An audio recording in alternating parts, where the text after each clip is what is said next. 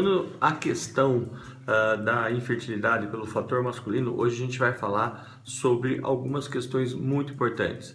Quem já não ouviu falar da varicocele? A varicocele ela só é avaliada normalmente, só é questionada pelo casal e percebida por aquele rapaz ou aquele marido, aquele parceiro que quer engravidar sua esposa, né, no momento em que ele não consegue engravidar. A varicocele é um distúrbio das válvulas, né, das veias da região do saco escrotal que acabam se tornando incompetentes, causando varizes naquela região, aumentando a temperatura dos testículos e assim dificultando a produção dos espermatozoides. Nós sabemos que hoje a varicocele é realmente uma causa efetiva de infertilidade masculina. Existem alguns números aqui que eu quero falar para vocês.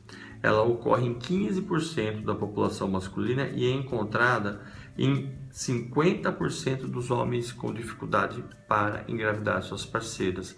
Por isso, a avaliação do saco escrotal com o exame físico, com a palpação e depois também com o ultrassom é extremamente importante para afastar. Você vê que 60% dos casos dos homens que já foram pais pelo menos uma vez podem apresentar varicocele. Por isso que apenas por ele já ter tido um filho, isso não é um fator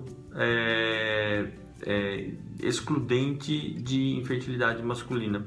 Muitas vezes nós chegamos no consultório e a pessoa fala, olha, não, meu marido já tem filho de outro casamento, então ele não precisa fazer o exame, porque o problema não é com ele, o problema é comigo. E isso não existe. Muitas vezes ele pode se tornar infértil depois de 2 ou 3 anos de uma gravidez até normal. Lembrar que a varicocele pode ser tratada cirurgicamente, mas nós temos que diminuir muitas vezes a expectativa desse casal em relação aos resultados pós-cirúrgicos, porque muitas vezes nós também não vamos ter uma qualidade muito boa seminal mesmo após a cirurgia de varicocele, mas na maioria das vezes a gente faz uma discussão aí com esse casal e vale a pena tentar. Outra questão é a relação sexual. Se fala muito sobre as causas de infertilidade, o casal está normal, está tudo bem, mas muitos médicos esquecem de perguntar algo que é óbvio.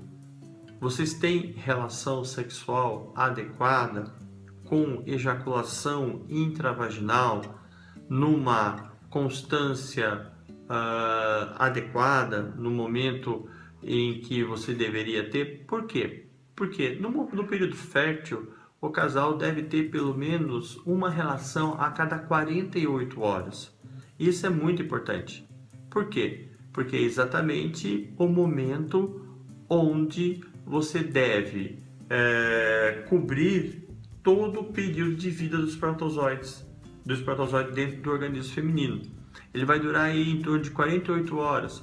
Portanto, tem que ter relação dia sim, dia não nesse período. A conta básica que eu faço, uma regrinha bem interessante para falar para os pacientes é o seguinte: tem a relação dia sim, dia não, a partir do 10º dia do ciclo. Então, menstruou, conta lá 10 dias, né? Daí começa a ter a partir do 11º dia sim, dia não. Então, vai ter relação 11º, 12º não, 13º, 14º não, 15º, 16º não, 17º. Então, se tiver pelo menos 4 relações nesse período, você vai cobrir 8 dias, que deve estar aí cobrindo todo o período fértil da sua esposa. Então, esse é o momento ideal. Não ficar tendo relação todos os dias num período mais curto, mas sim dia sim, dia não, cobrindo esse período aí um pouquinho mais longo, que vai contemplar o período fértil da sua esposa, da sua mulher, desse casal.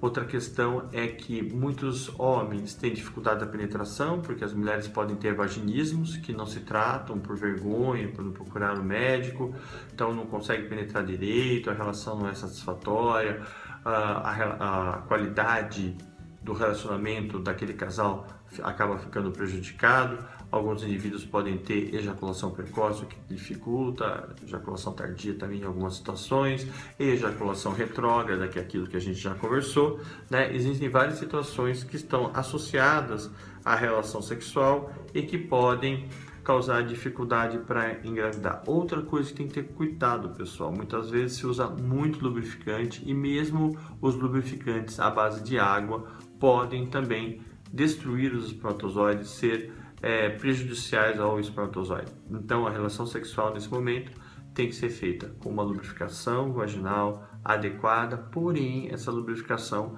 deve ser natural. Lembrar que o estímulo antes da penetração, através das preliminares e etc., é de extrema importância para aumentar a lubrificação e promover uma relação sexual adequada para aquele casal. Indivíduos que têm